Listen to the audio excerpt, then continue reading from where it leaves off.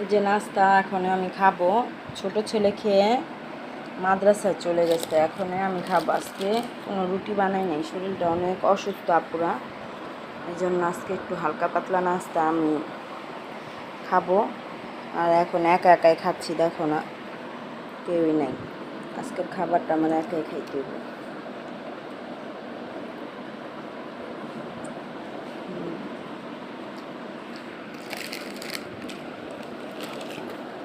চাটা টাইটাছি ঠান্ডা হয়ে যাবো। আজকে রুটি দিয়ে মনে করো নাস্তা খাইতেছি, মেয়ে ভাত খাইতেছে।